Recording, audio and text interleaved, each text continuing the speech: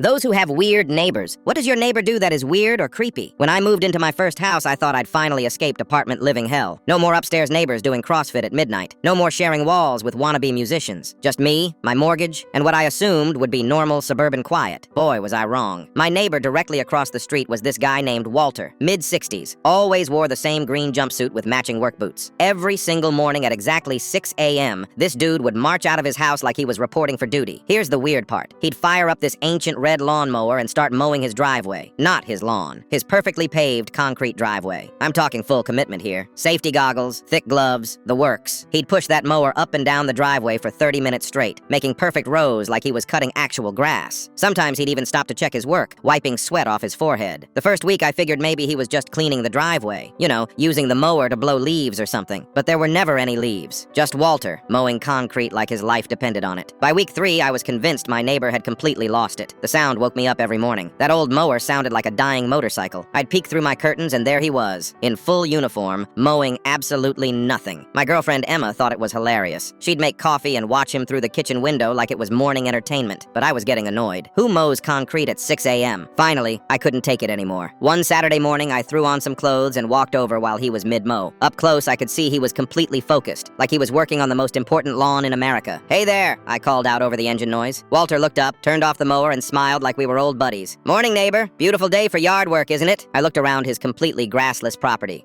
Sure. Mind if I ask what you're doing?" His expression got serious. He leaned in closer and whispered, "Keeps them away." "Keeps who away?" Walter just nodded knowingly and fired the mower back up. He went back to his concrete cutting like I wasn't even there. I stood there for another minute, watching this man mow his driveway with the intensity of someone defusing a bomb. Then I gave up and went home. Emma was dying laughing when I told her. "Maybe he's practicing for when he gets real grass," she suggested. But Walter never planted grass. Every morning, same routine. Green jumpsuit, safety gear, 30 minutes of concrete mowing, rain or shine, this guy was out there. The mystery solved itself the following Tuesday. I was grabbing my mail when a woman knocked on my door. Mid-40s, looked exhausted. "Hi, I'm Janet, Walter's daughter from across the street." "Oh, hey, nice to meet you. Is everything okay?" She sighed heavily. "I wanted to apologize for my dad's morning routine. I know it's probably driving you crazy. It's just a little loud, but he has dementia," she interrupted. "Dad was a groundskeeper at Riverside Country Club for 40 years. After he retired, the disease started taking pieces of his memory, but for some reason, he remembers every detail about maintaining golf courses." I felt like a complete jerk. "I had no idea. I'm sorry. The thing is, when he skips his morning routine, he gets violent. Last month, he thought someone was sabotaging his course and attacked our mailbox with a shovel. The neighbors 2 houses down called the police." Janet explained that letting Walter maintain the green every morning kept him calm and happy. Without it, he'd get aggressive and confused. "The driveway is his 18th hole," she said with a sad smile. In his mind, he's still taking care of the most beautiful golf course in the state. After Janet left, I felt terrible.